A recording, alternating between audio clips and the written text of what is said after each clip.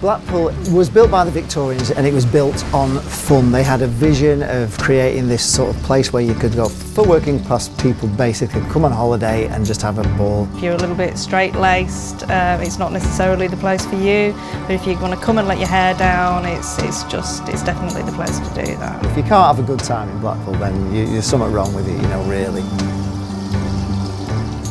Most fans across the country will remember us being in the Premier League with Ian Holloway, and the fact we lit up the Premier League and the Tangerine colours and everything else while we're there, and the fact we were so unlucky to go down. But since then, it's gone slowly wrong. We'd already been sort of having demonstrations against the Oysters because we were going down and no money was being spent. Once they started suing fans, that was when it really turned sour, and the fans, instead of carrying on with these demonstrations, we just took it away and we just said we're not going anymore, and we boycotted any business that would be sponsoring the club. We just completely boycotted it. There were fans turning against fans because some were continuing to go to matches and support the Oyster regime, and then there were some like, well, hang on a minute, they're suing my friends, this is personal. And the fans were against each other, and the owners were against the fans, and it became a very toxic atmosphere, and it became a very horrible place to be.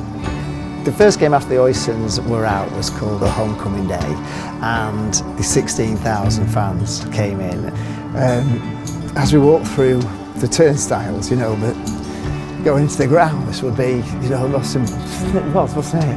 It was this thing where walking through those turnstiles meant such a lot. Yeah, so it was just one of the greatest things, and it was big, wasn't it?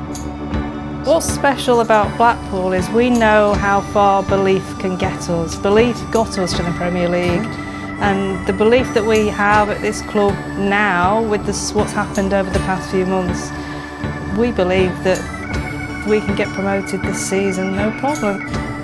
Now we have hope, which is wonderful. Honestly, it doesn't. In fact, never mind, it could be our year, it is our year, because even if we don't get promoted, we've got our club back, haven't we? And I tell you what, it's our year, whatever happens.